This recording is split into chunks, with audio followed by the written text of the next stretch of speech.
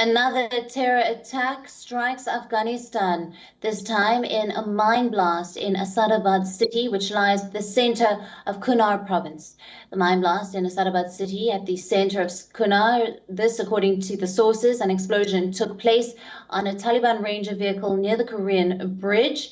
Now, 2 people have reportedly been killed and 13 others injured. Government sources say that the police chief of Saigal district had been killed and 13 injured, including Taliban fighters and civilians. Meanwhile, Kabul is under a high security alert. The Islamic State's Khorasan province, also known as ISIS-K, has waged a small but highly active insurgency in Afghanistan. Several embassies have issued threat alert advisories, and dozens of embassy staff have been shifted near to the airport. All this as the Taliban struggles to get a grip on their territorial enemy ISIS-K. As per the latest reports, Qatar Embassy has shifted their employees to an undisclosed location near the Kabul International Airport in the wake of the security threats from ISIS-K. Just a couple of days ago, United States and the United Kingdom had warned their citizens against staying in Kabul hotels, especially the Serena Hotel. The American and British citizens had received security alerts to leave the hotels in light of the increased risks. Meanwhile, Pakistan International Airlines has suspended flights to Kabul. Pakistan has accused Taliban of quote-unquote heavy-handed interference, which includes arbitrary rule changes and intimidation of staff. The suspension comes as the Taliban government ordered the airline to cut ticket prices to what they were before the takeover. Pakistan International Airlines is the only international company operating regularly out of Kabul.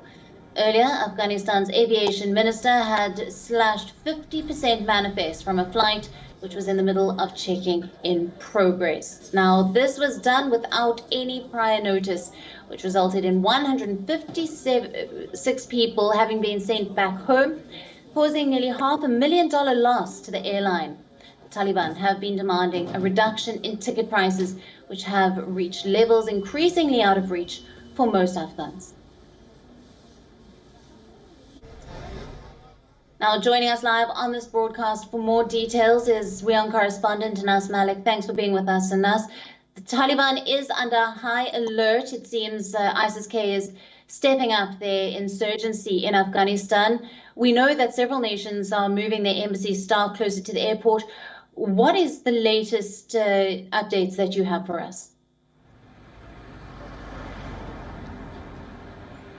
Well, Alison, Kabul currently remains under high security alert, and places where foreigners are housed, those are under strict watch of the Taliban. They put up extra men around it to ensure that no threat is posed to them. There are intercepts that an imminent threat is there, that ISK would like to target or would want to target any such location, and yesterday we saw that being acknowledged in many ways by the Interior Ministry spokesperson Qari Saeed Mohammad Khosti in his press conference, where he warned the Taliban fighters that anyone found linkages with the ISIL or ISK would be severely punished. That would be under Sharia, and that would tantamount to treason as well. Now, as we speak, in Kabul, today is a Thursday. We're approaching weekend. Tomorrow is a Friday, so we'll expect the Taliban are trying to ensure that no untoward incident takes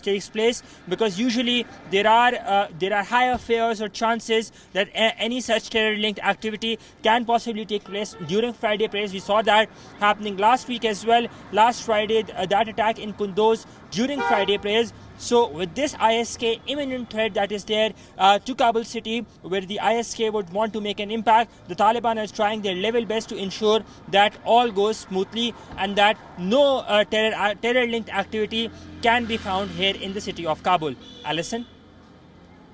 Anas, thank you very much for bringing us all those latest details. WION, now available in your country. Download the app now. Get all the news on the move.